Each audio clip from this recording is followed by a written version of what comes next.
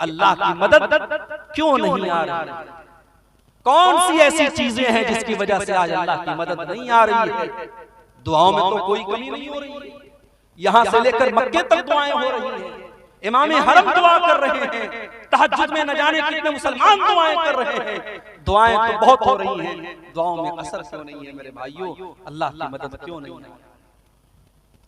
इस सवाल का जवाब कुरान में दे। जो आयत करीमा मैंने आपके सामने पढ़ी है, सूरह मोहम्मद की आयत है, और अल्लाह ताला इस आयत में अपने नबी के सहाबा से कह रहा है, या अय्युहल्लज़ीना आमनू इन तंसुरुल्लाह यंसुरकुम व युसब्बित अक़दामकुम।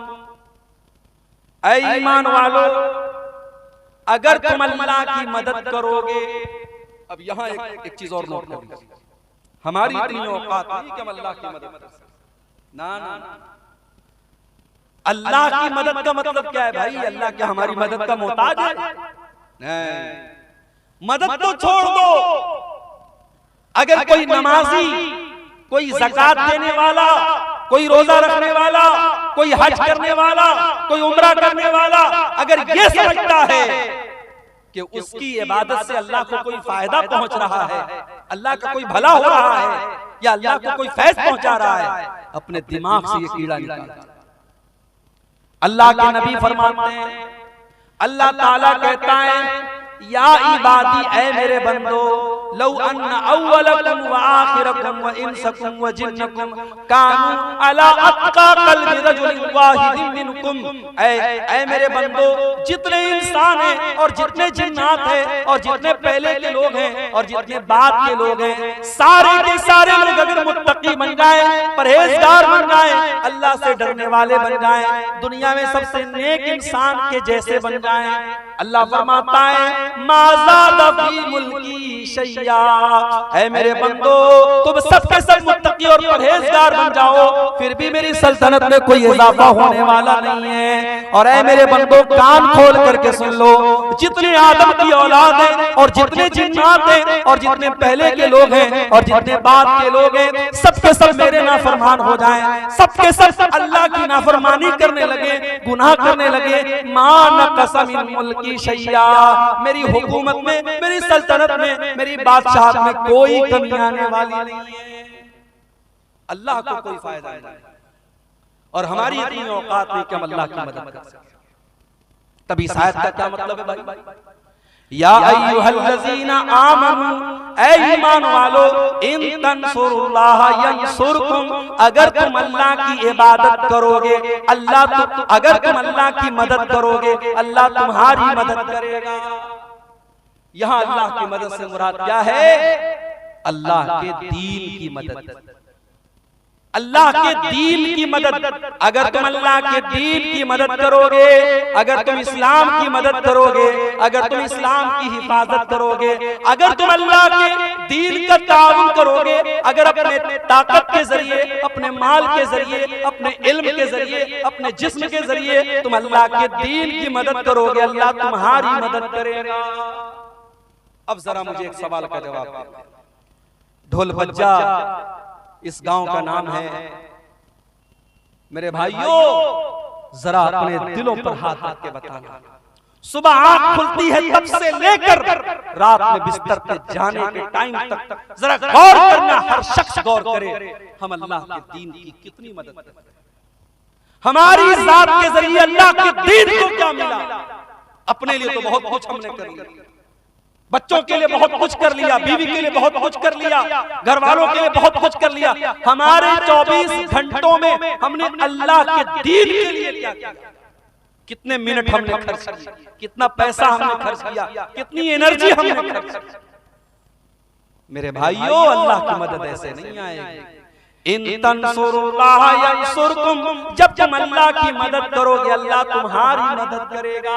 और अल्लाह तुम्हारी मदद ही नहीं करेगा, व युसब्बित अक़दामकुम, बड़े से बड़ी सुपर पावर तुम्हारे सामने आ जाए, बड़े से बड़े हथियार तुम्हारे सामने आ जाए, तुम्हारे पैर के अंदर कभी लग़ज़श नहीं आएगी, अल्लाह तुम्हारे कदम को जमा करके रख देगा। और यही फर्क है मेरे भाइयों हमारे बीच में और नबी के सहाबा। नबी के सहाबा अल्लाह के दीन की मदद के लिए हर वक्त तैयार हैं। जरा जंग ओहद का मंजर देखो मेरे भाइयों। जंग ओहद में चंद मुसलमानों की गलती से जीती हुई जंग हार गए मुसलमान और सारा पासा पलट गया। अल्लाह के प्यारे नबी जख्मी हो गए। असल में बार बार ये जो है ना भाई, इसकी वजह से दबाव की वजह से झुक जाता है। इसका क्या है, या तो इसको बार बार पकड़े रहे। जंग का पासा पलट गया और जीती हुई जंग मुसलमान हार गए। बड़े गौर से सुनना मेरे भाई, जंग मुसलमान हार गए, अल्लाह के नबी जख्मी हुए, आपका चेहरा लहू लुहान हो गया और 70 सहाबे किराम भी शहीद हो गए। ये सब कुछ कब हुआ? जंग ओहद के अंदर, गज़वे ओहद के अंदर। नबी मौजूद हैं और इस दुनिया के सबसे बेहतरीन लोग यानी मुसलमान सहाबे किराम मौजूद हैं। उसके बावजूद सहाबे किराम के रहते हुए और नबी के रहते हुए ये जंग मुसलमान हार गए। आज हमें और आपको क्या लगता है? अरे भाई ऐसा कैसे हो सकता है? जब हम अल्लाह के मानने वाले, अल्लाह के दीन पर चलने वाले, ऐसा कैसे पॉसिबल है? हमारी मस्जिदों के साथ कोई गलत कैसे कर सकता है? हमारी मस्जिदों पर कोई अन्याय कैसे हो सकता है? ये तो अल्लाह की इबादत का घर है। हमें ऐसा लगता है कि नहीं लगता? ये सवाल पैदा होता है। अब जरा सोचो मेरे भाई, हम तो बड़े गिरे पड़े मुसलमान हैं, हम लोग तो बड़े गुनहगार मुसलमान हैं, सर से पैर तक गुनाहों में लथपथ हैं। सोचो जब सहाबा के दौर में ये हालत हुई है, एक गलती, सिर्फ एक गलती की है सहाबा ने, चंद सहाबा ने, जिनको अल्लाह के नबी ने तैनात किया था पहाड़ी के ऊपर, यहाँ से हटना नहीं, 50 लोगों को तैनात किया था। और जब जंग मुसलमान जीत गए और माले गनीमत को हासिल करने लगे तो उन 50 में से 40 सहाबा वहां से हट गए और सिर्फ 10 लोग बचे। और खालिद बिन वलीद रज़ी अल्लाह तआला अन्हु जो भी मुसलमान नहीं हुए थे, उन्होंने पीछे से हमला करके जीती हुई जंग का पासा पलट दिया और मुसलमान जंग। एक गलती की वजह से मुसलमान ये जंग हार गए। उसके बाद जब मुसलमान मदीना आए, पता चला कि मुशरिकीन मक्का बहुत बड़ा लश्कर लेकर के दोबारा हमला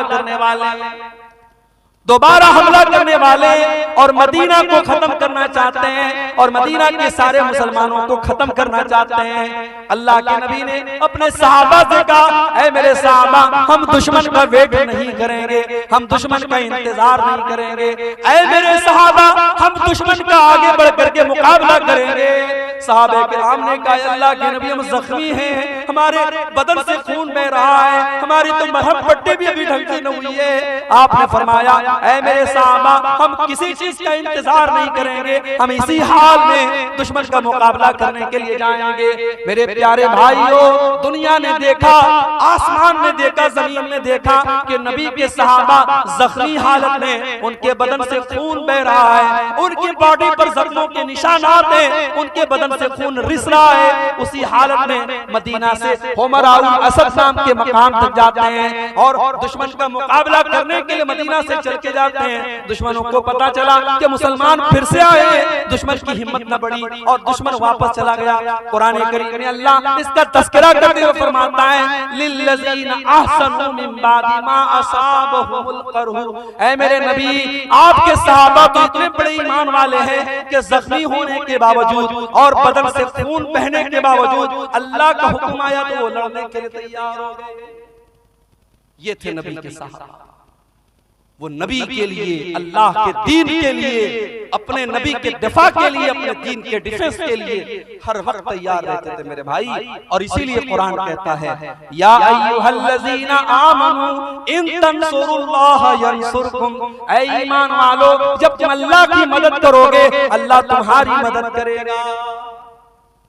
आज तो हालत ये है, 100 रुपया चंदा देने की हैसियत रखने वाला 10 रुपया बड़ी मुश्किल से देता है। कभी गौर करना, रेस्टोरेंट में 10 की नोट आपको बहुत कम मिलेगी, शराब के अड्डों पर 10 की नोट बहुत कम मिलेगी, ज़िना के अड्डों पर 10 की नोट बहुत कम मिलेगी। मस्जिद की पेटी में देखना 10 की नोट बहुत ज्यादा मिलेगी। जो सबसे छोटा अमाउंट होता है वो हम मस्जिदों में देते हैं, मदरसे में देते हैं। हमारे यहाँ साइंस पढ़ाने वाला टीचर आए, हम 2000 रुपया महीना देंगे। मैथ पढ़ाने वाला टीचर आए, हम 3000 रुपया महीना देंगे। हिंदी और इंग्लिश पढ़ाने वाले को 1000 रुपया महीना देंगे। और बेचारे मौलवी साहब और हाफिज साहब कुरान पढ़ाने के लिए आएंगे तो हम मोल भाव करेंगे, हाफिज साहब 500 रुपया ले लीजिए। कुरान और दीन के इल्म की वैल्यू हमने घटा के रखी है। इंग्लिश मीडियम के नाम पर हमारी जेबों से 2-2 हजार रुपए फीस निकल जाती है, और मदरसे में कहीं 100 रुपए फीस लग जाए तो हम ताना मारते, साहब मदरसे वाले भी 100 रुपए फीस। दीन की वैल्यू को हमने कम कर दिया, दीन की अहमियत हमारी नजरों में हमने हकीर कर दिया, और आज हालात ये हैं दीन को सारी दुनिया में तमाशा बना कर। मेरे प्यारे साथियों, जंगे तबूक का मौका याद करो, जंगे तबूक का मौका याद करो। गर्मी का मौसम है, मई जून का महीना है, खजूरों के पकने का टाइम है। अल्लाह के नबी अपने सहाबा से कहते हैं, ऐ मेरे सहाबा, हमको तबूक के लिए जाना है, हमको 700 किलोमीटर लंबा सफर करना है। ऐ मेरे सहाबा, मेरे पास हथियार नहीं है, मेरे पास सवारी नहीं है। ऐ मेरे सहाबा, तुम ताउन करो, तुम दान दो, तुम चंदा दो। ऐ मेरे सहाबा, मैं तुम्हें जन्नत की गारंटी देता हूँ। सहाबे किराम ने अपनी अपनी हैसियत के मुताबिक, अपनी अपनी ताकत के मुताबिक बढ़ चढ़ करके ताउन करना शुरू किया। उस्मान गनी ने बहुत सारे ऊंट भी दे दिए, बहुत सारे घोड़े भी दे दिए, और 1000 सोने के सिक्के भी दे दिए। बहुत सारे सहाबा गरीब थे, मजदूर थे, मजदूरी किया करते थे। कोई 1 मुट्ठी, कोई 2 मुट्ठी गेहूं ला रहा है, जौ ला रहा है। ऐ अल्लाह के प्यारे नबी, मैं ये मेहनत करके मजदूरी करके ये लाया हूं, ऐ अल्लाह के नबी इसको ले लीजिए। अल्लाह के नबी सबका चंदा ले लेते थे, सबका दान ले लेते थे। इतने में हजरत उमर फारूक, उनके दिल में तमन्ना पैदा हुई, हमेशा नेकी के मामले में अबू बकर का नंबर सबसे आगे रहेगा। आज उमर का नंबर आगे रहेगा, आज उमर आगे बढ़ते दिखते। उमर फारूक अपने घर आते हैं, अपने सारे घर के माल को इकट्ठा करते हैं, और सारे माल को 2 हिस्सों में डिवाइड करते हैं, और आधे माल को घर छोड़ते हैं, और आधे माल को बोरे में पैकेट में पैक करते हैं, और नबी अकरम के पास लाके रख देते हैं। अल्लाह के नबी पूछते हैं, माँ अब क़ैतल अहलिक, ऐ उमर, घर वालों के लिए कुछ छोड़ के आए हो कि नहीं आए हो? हजरत उमर कहते हैं, अल्लाह के नबी आप फिक्र न करें, अब तो लहुम निस्फा, मैं आधा लाया हूँ और आधा छोड़ के लाया हूँ, आधा लाया हूँ आधा छोड़ के लाया हूँ, आप चिंता न करें, आप फिक्र। अब हजरत उमर इंतजार कर रहे हैं। अब देखें अबू बकर क्या लाते। हजरत अबू बकर भी थोड़ी देर में आए, उन्होंने भी अपने सामान का झोला ला करके रख दिया। नबी ने पूछा, माँ अब क़ैतल अहलिक, ऐ अबू बकर, तुमने घर वालों के लिए क्या छोड़ा है? ओ लोगों, अबू बकर की जुबान पर क्या जवाब आया? अबू बकर की जुबान पर क्या जवाब आया? शायर कहता है, नबी ने जो पूछा कि क्या साथ लाए, तो सिद्दीक़ अकबर के होठों पे आया, वहां मालो दौलत की क्या है हकीकत, जहां जान लुटाने को दिल चाहता है। अबू बकर सिद्दीक कहते हैं, अब क़ैतुल्लाह व रसूलहू, ऐ अल्लाह के नबी, मैं अपने घर वालों के लिए अल्लाह को छोड़ के आया हूँ, उसके रसूल को छोड़ के आया हूँ। ऐ अल्लाह के नबी, मैं घर में कुछ भी नहीं छोड़ा, मैंने घर में झाड़ू लगा दिया, मैं सब लेके आया हूँ। आज अल्लाह के दीन को मेरे माल की जरूरत है। ऐ अल्लाह के नबी, अब मैं अपने घर में कुछ छोड़ के नहीं आया। ये नबी के सहाबा। मेरी प्यारी माँ और बहनों, आज वो जज्बा हमारे और आपके अंदर नहीं। अल्लाह की मदद कहां से आएगी? हमारी जिंदगियों में दीन की कोई हैसियत नहीं। हमारी 24 घंटे में हम अगर गौर करें, हम दीन के लिए कितनी मेहनत कर रहे हैं, और दीन के लिए हम क्या कर रहे हैं मेरे भाइयों? हम कुछ नहीं कर रहे हैं। अल्लाह का वादा तो सीधा सीधा है, इन तंसुरुल्लाह यंसुरकुम, जब तुम अल्लाह के दीन की मदद करोगे, अल्लाह तुम्हारी मदद करेगा। गज़वे उहद का वो मंजर भी याद करो मेरे।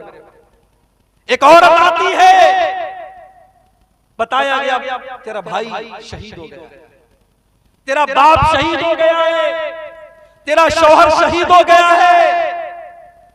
बाप के मरने की खबर सुनी, भाई के मरने की खबर सुनी, शौहर के मरने की खबर सुनी, सारी मुसीबतों पर सब्र कर लिया, और फिर कहती है, ओ लो ठीक है, मेरे बाप का इंतकाल हो गया, मेरा भाई शहीद हो गया, मेरा शौहर शहीद हो गया, मुझे ये बताओ कि अल्लाह के रसूल का क्या हाल है? लोगों ने कहा, अल्लाह के रसूल बिल्कुल सही सलामत है। उसने कहा, नहीं, जब तक मैं अपने नबी का दीदार न कर लूं, जब तक मैं अपने नबी को देख न लूं मुझे चैन नहीं मिल सकता।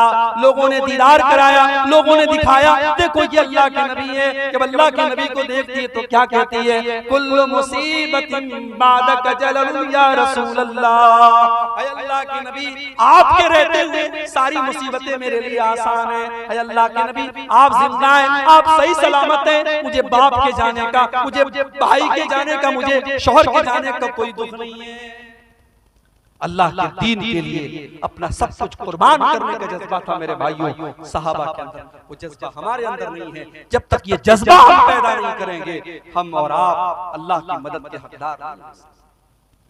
आज तो हालत ये है, नौजवान है, पैसा कमा रहा है, अच्छा पैसा कमा रहा है, बिल्डर है, अच्छी खेती बाड़ी है, उसके पास लाखों का मालिक है।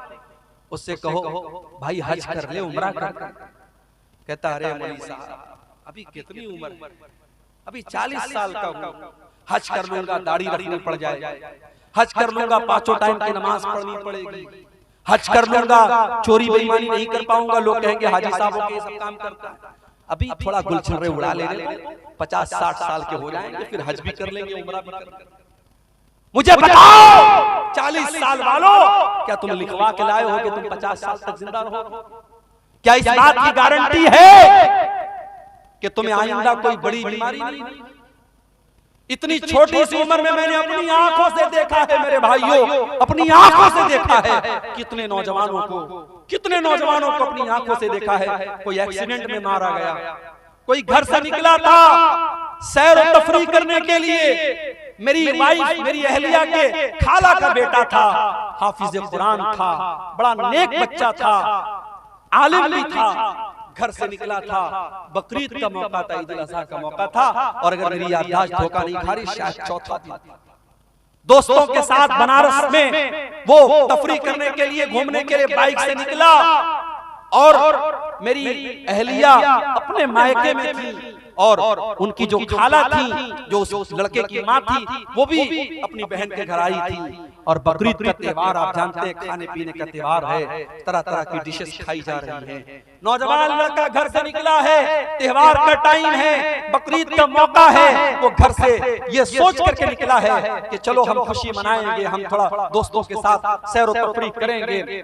बाइक से वो निकलता है और मुगल सराय रेलवे स्टेशन से करीब में एक ट्रक आती है, और ट्रक का ड्राइवर शायद नशे में रहा हो या नींद के आलम में रहा हो, उसने उसकी बाइक में ऐसी टक्कर मारी है, ऑन द स्पॉट वो लड़का 18-20 साल का वो लड़का इंतकाल कर जाता है।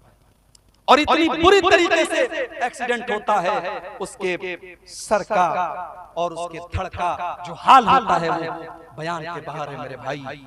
और त्योहार का मौका है, जब लाश घर में आती है और माँ बाप उसकी लाश को देखते हैं मेरे भाई, माँ बाप की आंखों से आंसू नहीं होते। खुशी का त्योहार और खुशी का मौका गम में तब्दील हो जाता है मेरे भाइयों। मौत का फरिश्ता आपसे अपॉइंटमेंट लेकर के नहीं आएगा, आपसे पूछ करके नहीं आएगा कौन सी बीमारी, कौन सा एक्सीडेंट, कौन सी मुसीबत और कौन सा बहाना आपकी जिंदगी के खात्मे की खबर लेके आएगा, आप नहीं कह सकते मेरे भाइयों। नबी अकरम के सहाबा, जंगे बद्र का मौका है, हजरत उमैर इब्न हुमाम अंसारी एक नौजवान साहबी है, नौजवान साहबी खजूरें खा रहे हैं, और अल्लाह के नबी जंगे बद्र में अपने सहाबा को जिहाद की अहमियत बता रहे हैं और अल्लाह की राह में लड़ने की अहमियत बता रहे हैं। अल्लाह के नबी सहाबा से कह रहे हैं, ऐ मेरे सहाबा, ये जंगे बद्र का मैदान है, ये जन्नत का मैदान है, उठो और जन्नत को पाने के लिए लड़ पड़ो और अल्लाह की राह में कुर्बानी दे दो। हजरत उमैर इब्न हुमाम कहते हैं, ऐ अल्लाह के नबी, अल्लाह के नबी, क्या जन्नत इतनी बड़ी है कि जन्नत की चौड़ाई आसमान और जमीन के बराबर है? अल्लाह के नबी फरमाते हैं कि हाँ हाँ ऐ उमैर, जन्नत की चौड़ाई तो इतनी है। वो कहते हैं बक्खिन बक्खिन, क्या बात है, क्या बात है? अल्लाह के नबी फरमाते हैं, ऐ उमैर तुम ऐसा क्यों कह रहे हो? कहते हैं अल्लाह के नबी, इन्नी लअरजू, मैं उम्मीद करता हूँ कि मैं भी जन्नत में चला जाऊँ। आपने फरमाया, हाँ ऐ उमैर, अगर तुम अल्लाह की राह में लड़ते लड़ते शहीद हो जाओगे तो तुम भी उसी जन्नत के हकदार बनोगे। उमैर उमैर इब्न हुमाम खजूरें हाथ में लिए हुए हैं, उन खजूरों को जमीन पर फेंक देते हैं। कोई कहता है मेरे भाई इन खजूरों को खा ले फिर तू मैदान जंग में जाना। कहते हैं नहीं नहीं, इन खजूरों के खाने में अगर टाइम वेस्ट करूंगा तो ये लेट हो जाएगा, देर हो जाएगी, मेरे पास इतना टाइम नहीं है, मेरे पास इतनी फुर्सत नहीं है। और हजरत उमैर इब्न हुमाम उसी हालत में मैदान जंग में कूद पड़ते हैं और अल्लाह की राह में शहीद हो जाते हैं। मेरे प्यारे साथियों, सहाबे किराम की जिंदगियां इस तरीके के वाक़यात से भरी भरी। हजरत हंज़ला को देखो, नई नई शादी हुई है और शादी की पहली रात अपनी बीवी के साथ है। हर नौजवान की जिंदगी में शादी की रात बड़ी उमंगों की रात होती है। हजरत हंज़ला अपनी बीवी के साथ हैं, शादी की पहली रात है और सुबह होती है और अल्लाह के नबी की तरफ से जिहाद का ऐलान होता है, जंग के मैदान में जाने का ऐलान होता है। हजरत हंज़ला अपनी बीवी से कहते हैं, ऐ मेरी बीवी मुझे जंग के मैदान में जाना पड़ेगा। अल्लाह के नबी की तरफ से मुनादी हो चुकी है, ऐलान हो चुका है। उस जमाने की औरतें भी कैसी औरतें थी, आज के दौर की औरतें दीन के नाम पर कोई गैरत नहीं उनकी। शौहर अगर दीन के नाम पर अपनी बीवी से किसी कुर्बानी का मुतालबा करे तो बीवी दीन के नाम पर कोई कुर्बानी देने को तैयार है। दुनिया के नाम पर हर कुर्बानी तैयार है। अभी मैं भागलपुर से पूर्णिया आ रहा था, 4-5 नौजवान आपके इसी पूर्णिया के, कोई 22 का है, कोई कहीं का है, कोई कहीं का है, देखा सब मुंबई से आ रहे हैं। मुंबई से कहने लगे मौलवी साहब हम लोग मुंबई में रहते हैं, वहाँ काम करते हैं और महीनों के सालों के बाद हम अपने वतन को लौट रहे हैं, ढेर सारा सामान लेके।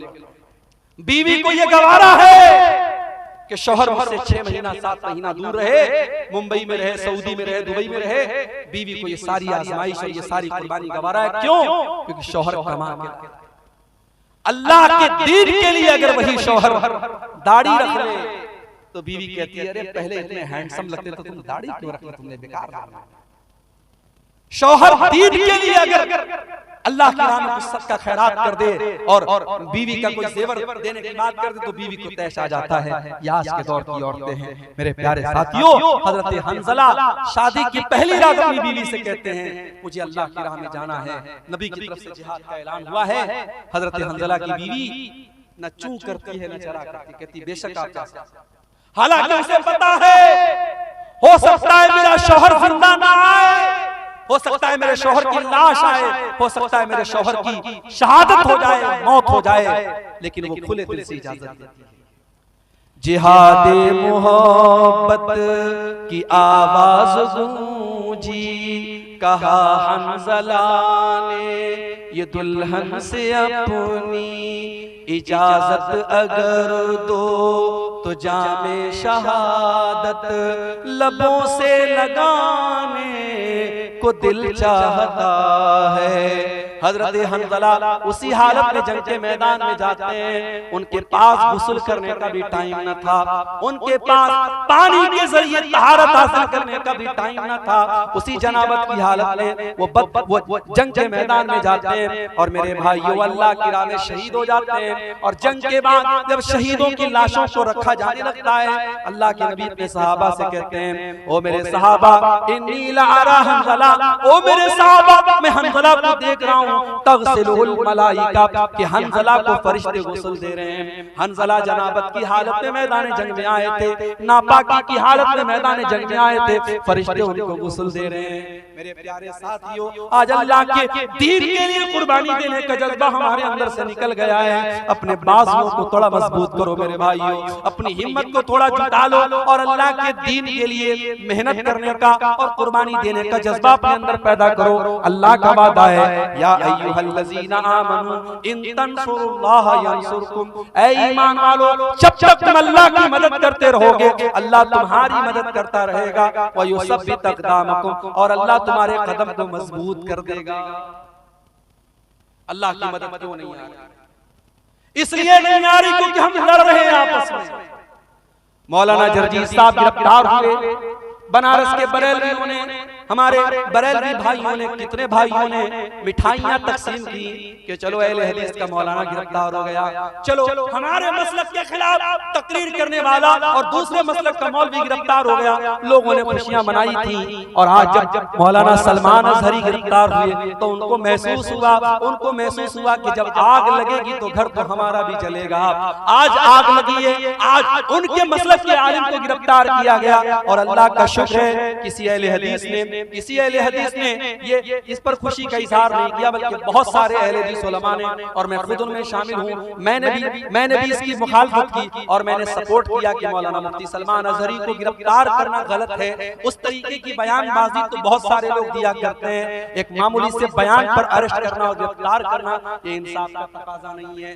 कब तक लड़ते रहोगे? कब तक आपस में इस तरीके से मसलक के नाम पर खेल खेलते रहोगे? अगर आज इस्लाम का कोई दुश्मन आपके मुसलमान को पकड़ करके उससे जबरदस्ती कहता है तुम फला मजहब का नारा लगाओ और फला माबूद का नारा लगाओ, तो हम उसको देख करके हमें गुस्सा आता है। लेकिन आप जाओ देखो फेसबुक के ऊपर वो वीडियो भी आप देखो कि एक मुसलमान को बरेलवी मसलक के लोगों ने पकड़ा और कहा कि तू आला हज़रत को मानता है कि नहीं मानता है, तू बरेली शरीफ को मानता है कि नहीं मानता है, तू फला फला को काफिर मानता है कि नहीं मानता है। ये मसलक की आग और ये फिरके की आग इस कदर लग चुकी है, एक मसलक का मुसलमान दूसरे मसलक के मुसलमान को पकड़ करके, जैसे मॉब लिंचिंग की गई मुसलमानों की, ऐसे एक मसलक का मुसलमान दूसरे मसलक की मॉब लिंचिंग करने के लिए तैयार है और उसको पकड़ करके धमका करके उससे अपने मसलक के नारे लगवा रहा है। कब तक हम लड़ते रहेंगे मेरे भाई? आज पानी सर से ऊंचा जा चुका है। जब हमारा दुश्मन मसलक की बुनियाद पर और फिरके की बुनियाद पर हमारे दरमियान कोई तफरीक नहीं करता, तो हम और आप अपने आप को तफरीक में क्यों बांटते हैं?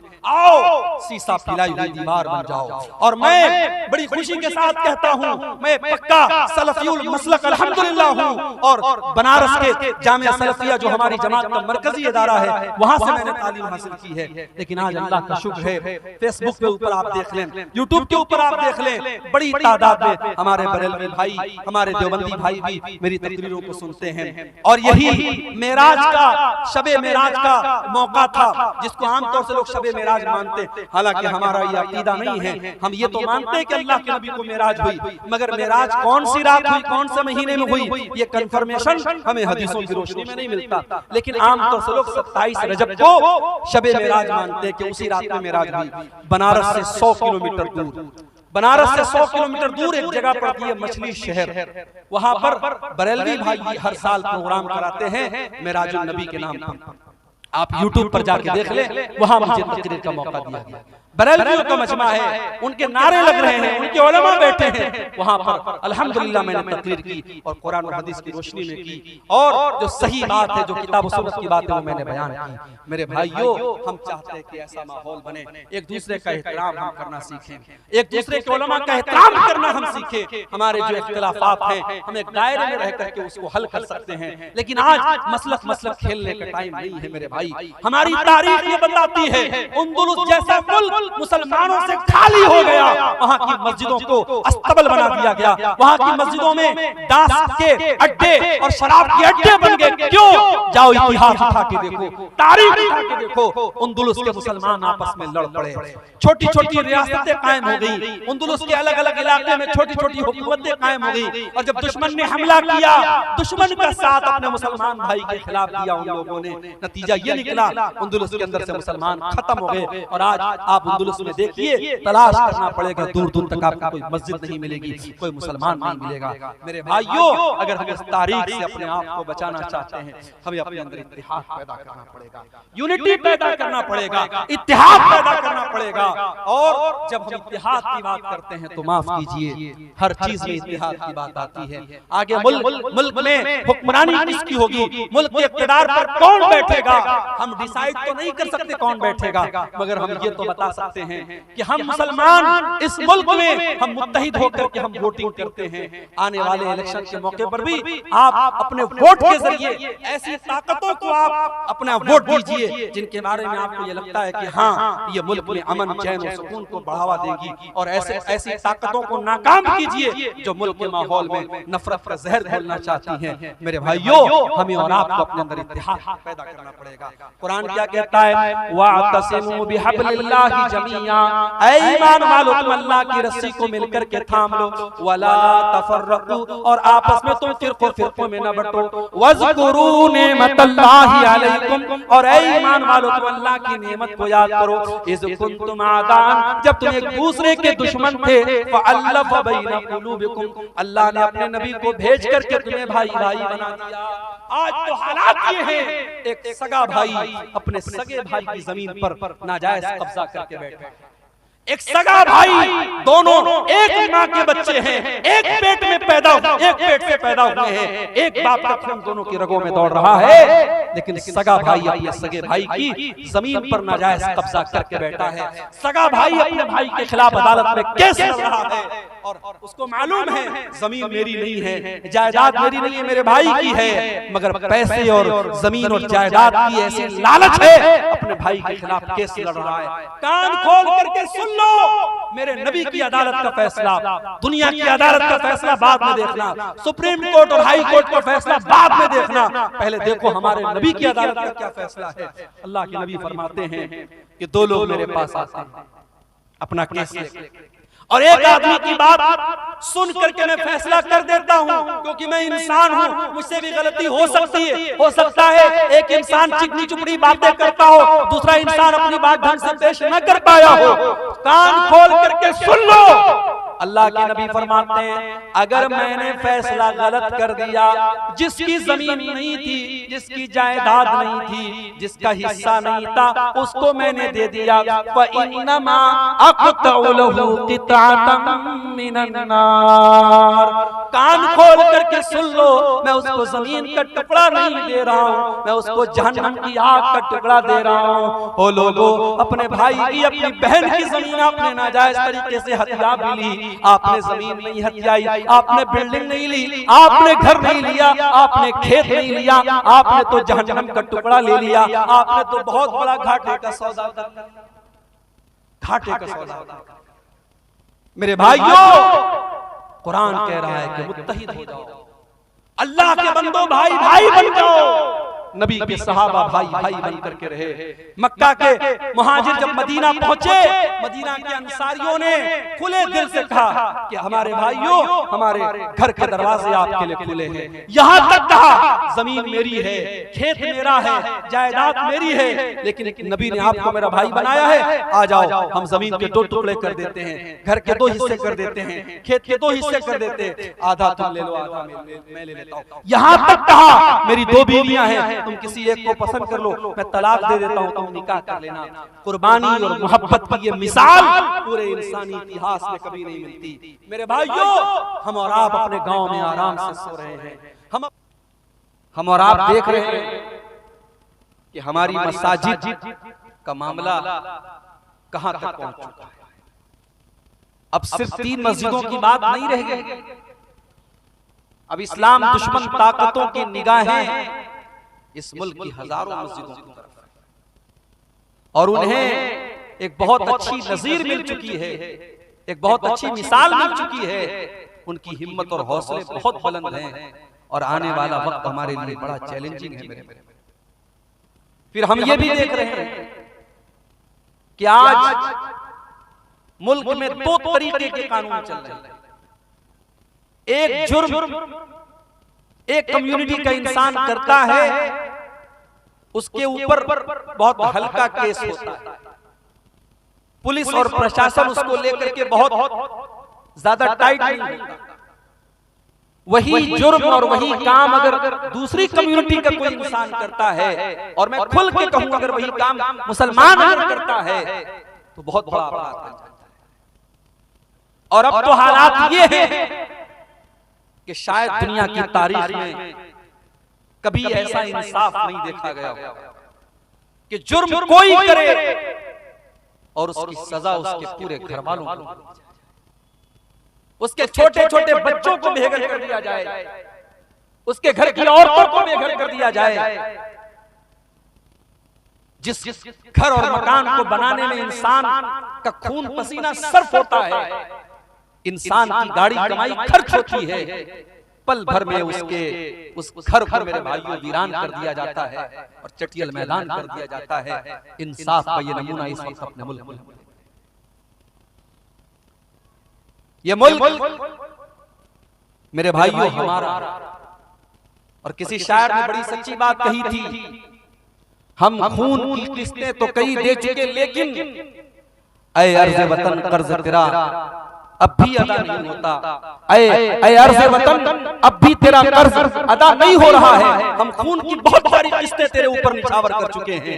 बहुत सारे हमारे, कोई ब्रिगेडियर उस्मान था, कोई कैप्टन अब्दुल हमीद था, और कोई हमारा, कितने हमारे मुसलमानों के नौजवान सरहदों पर जिन्होंने अपनी जानें गंवा दी इस मुल्क की हिफाजत के लिए। और आज इस मुल्क में उस मुसलमान से ये कहा जाए कि ये मुल्क तेरा नहीं है, इस मुल्क में तेरा कोई काम नहीं है, तू अज़ान नहीं दे सकता, तू नमाज नहीं पढ़ सकता, तू अपने दीन और ईमान पर कायम नहीं रह सकता। ये सवाल आज उस मुसलमान से किया जाता है। मेरे भाई ये बड़ी नाजुक घड़ी है।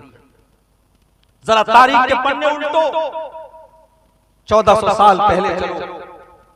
अभी मोहम्मद रसूलुल्लाह अरब की धरती पर नहीं आए हैं, अभी अल्लाह के आखिरी नबी दुनिया में उनका जन्म नहीं हुआ है।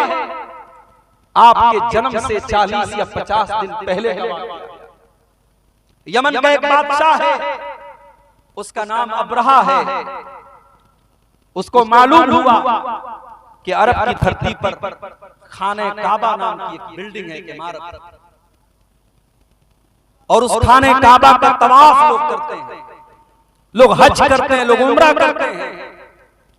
उसने अपने यमन की राजधानी सना के अंदर बहुत बड़ा उसने इमारत बनवाई, स्ट्रक्चर बनवाया, और हुक्म दिया कि आज के बाद यमन के लोग उनको हज करना होगा, उनको उम्रा करना होगा, वो खाने काबा नहीं जाएंगे, वो मक्का नहीं जाएंगे, वो मेरे इस बनाए हुए घर घर का तवाफ करेंगे और यहाँ आकर के वो अपनी इबादत करेंगे। वो अब्राहा ईसाई था, क्रिश्चियन, लेकिन खाने काबा का एहतराम उन मुशरिकों के दिल में भी था।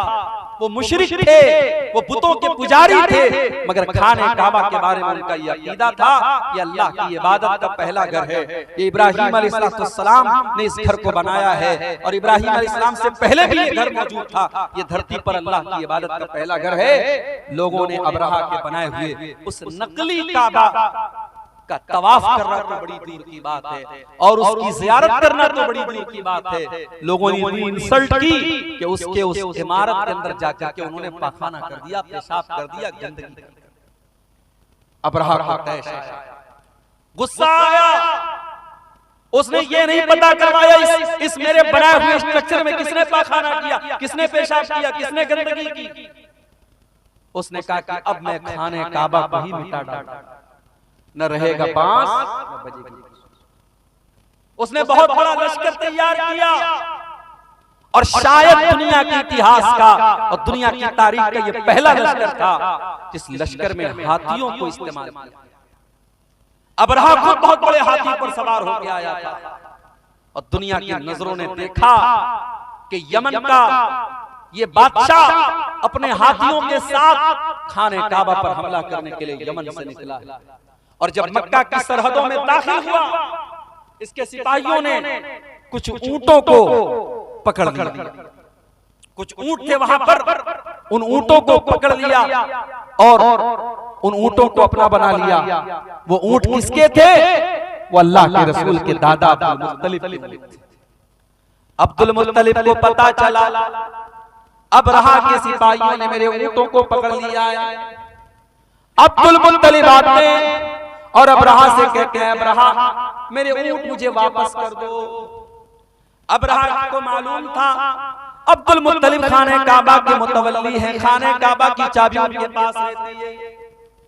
अय अब्दुल मुत्तलिब, मैं तो तुम्हें बहुत नेक इंसान, बहुत अच्छा इंसान समझता था, तुम तो बहुत मेरे मेयार से बहुत कमतर निकले।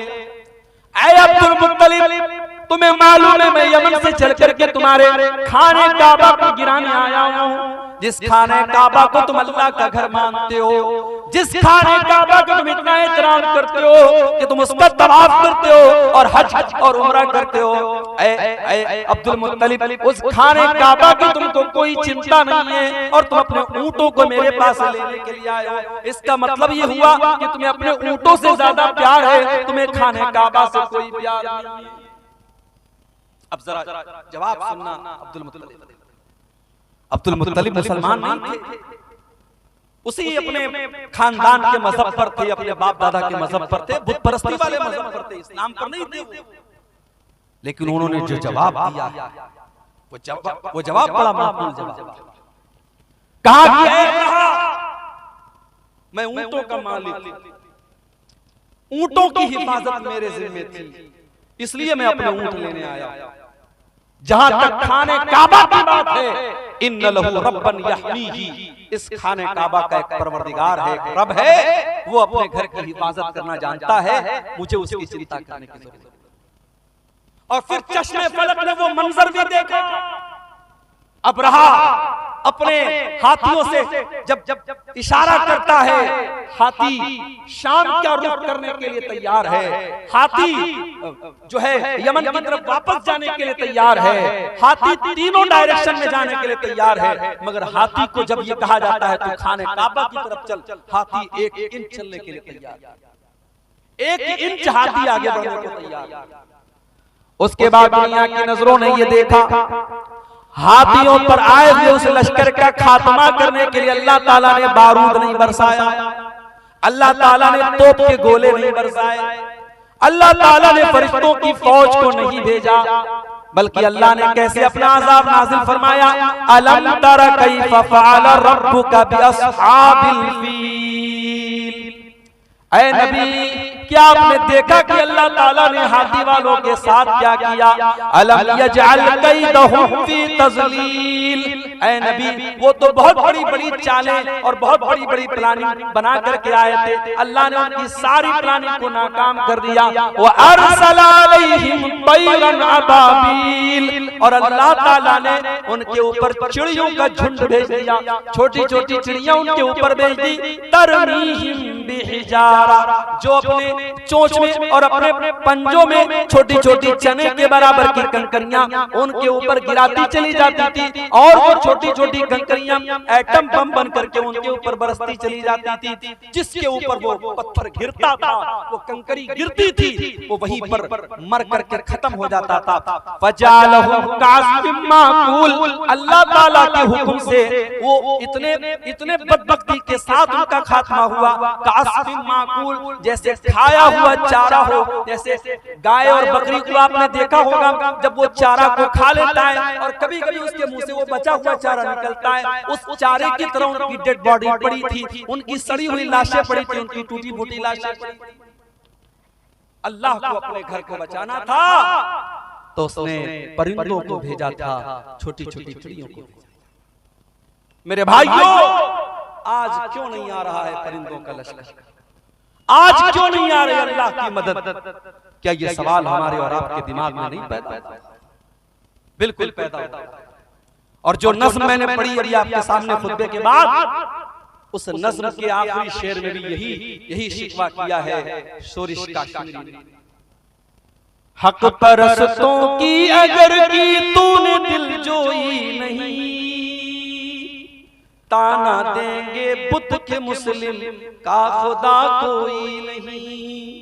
आए अल्लाह, क्या ये दौर भी देखना था कि ला इलाहा इल्लल्लाह और अल्लाहु अकबर की सदाओं के ऊपर आज शिर्क और कुफ्र की सदाएं भारी पड़ती हुई नजर आ रही हैं। आए अल्लाह, आज तेरे घर के ऊपर, तेरी मस्जिद के ऊपर, तेरी इबादत खाने के ऊपर है अल्लाह, आज शिर्क के अड्डे बनाए जा रहे हैं। आए अल्लाह, बुत खाने बनाए जा रहे हैं। आए अल्लाह, क्या ये दिल भी देखना था हक परस्तों की? है अल्लाह, अगर तूने मदद न की, कल दुनिया कहेगी मुसलमानों तुम्हारा खुदा कहाँ चला गया। ये शायर ने बड़ा सच्चा शिकवा किया है। मेरे भाइयों, हमें तो शिकवा है अपने परवरदिगार से, मगर हमारे रब का भी हमसे एक शिकवा है। और आज यही मेरा मौजू है कि अन्ने के लिए बादलों हट जाओ, दे दो राह जाने के लिए। ऐ दुआ अर्ज कर अर्शे इलाही थाम के, ऐ दुआ अर्ज कर अर्शे इलाही थाम के। ऐ खुदा रुख फेर दे अब गर्दिशे अय्याम के। न अपने आईने करम को भूल जा। ऐ खुदा तू अपने आईने करम को ना भूल जा। हम तुझे भूले हैं लेकिन तू न हमको भूल जा। खल्क के रांदे हुए दुनिया के धुतकारे हुए, खल्क के रांदे हुए दुनिया के धुतकारे हुए, आए हैं अब तेरे दर पर हाथ फैलाए हुए। खार हैं बदकार हैं डूबे हुए जिल्लत में हैं, खार हैं बदकार हैं डूबे हुए जिल्लत में हैं। कुछ भी हैं लेकिन तेरे महबूब की उम्मत में हैं। कुछ भी हैं लेकिन तेरे महबूब की उम्मत में हैं। हक परस्तों की अगर की तूने दिल जोई नहीं, हक परस्तों की अगर की तूने दिल जोई नहीं, ताना देंगे बुत के मुस्लिम का खुदा कोई नहीं, देंगे बुत के मुस्लिम का खुदा नहीं। आह जाती है रहम, आह जाती है रहम को, आ जाती है फलक पर रहम लाने के लिए। बादलों हट जाओ दे दो राह जाने के लिए। बादलों दे, बादलों दे, बादलों हट जाओ दे दो राह जाने के लिए। सदर मुहतरम उलमाए किराम, मुहतरम बुजुर्गों, नौजवान साथियों, पर्दा नशीन माँ और बहनों, प्यारे बच्चों, रात के तकरीबन 1:30 बज रहे हैं और जैसा कि मुझे बताया गया था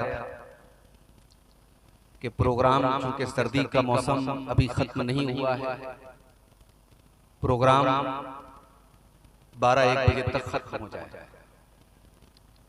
लेकिन 12 बजे के करीब तो मैं आपके इलाके में पहुंचा, और जब मैं यहां पहुंचा तो यहां आपके पूर्व सांसद पप्पू यादव साहब का बयान और उनकी गुफ्तगू चल रही थी, और उसके बाद आपने बंगला जुबान में भी एक तकरीर समाअत की, और अब मैं आपके सामने हाजिर हुआ। ये आज के प्रोग्राम का आखिरी खिताब है, और सर्दी के बावजूद, ठंडी ठंडी हवाओं के बावजूद जो भाई बहन माँ अभी तक इस पंडाल के नीचे मौजूद हैं, मैं उन सब के जज्बे की दाद देता हूं, उनकी हिम्मत को सलाम करता हूं, और उन सब के हक में ये दुआ करता हूं कि अल्लाह ताला आपका, हम सबका इस जलसे में आना, तकरीरों को सुनना, कुरान और हदीस की बातों को सुनना सुनाना, अल्लाह ताला इसको क़यामत के दिन हमारी नेकियों में लिख दे। अल्लाह इस नेकी के एवज़ हम सबकी मग़फ़िरत फरमाए।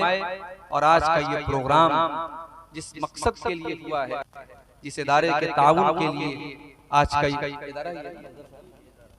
इदारे के ताउन के लिए ये प्रोग्राम हो रहा है, अल्लाह ताला इस इदारे का हम सबको आगे बढ़ करके अपनी हैसियत के मुताबिक हम सबको बढ़ चढ़ करके इस इदारे का ताउन करने की भी तौफीक दे। और जिन भाइयों ने, माओ बहनों ने अब तक इसमें हिस्सा नहीं लिया है, मैं उनसे गुजारिश करूंगा, क्योंकि मौलाना नूरुल इस्लाम साहब ने भी मुझको बताया और मौलाना अबुल कासिम बिजली साहब ने भी बताया कि ताउन जो उम्मीद थी और जो तवक्को थी वैसा नहीं हुआ है। मैं आप सबसे गुजारिश करता हूँ, सीमांचल का ये प्रोग्राम जो और जलसे होते हैं उन्हीं जलसों की तरह इस जलसे का मकसद भी इदारे की तरक्की और इदारे का ताउन है। आप इस मकसद को न भूलें और यहाँ आए हैं तो जरूर इस इदारे का बढ़ चढ़ करके इसका ताउन करें, इसमें दान दें, चंदा दें। अल्लाह ताला आप सबको इसकी तौफीक अता फरमाए। मेरे भाई, मुझे जलसे वालों ने आज के लिए कोई टॉपिक, कोई विषय, कोई मौजू नहीं दिया, मेरे ऊपर छोड़ दिया कि आप जो मौजू समझे मुनासिब उस पर गुफ्तगू करें। और मुझे इस वक्त जो सबसे अहम टॉपिक और सबसे अहम उन्वान इस पर इस वक्त हम सबको गौर करने की जरूरत है, मुल्क के हालात को सामने रख करके अगर कोई मौजू हमें समझ में आता है तो वो ये है कि अल्लाह की मदद कब आए।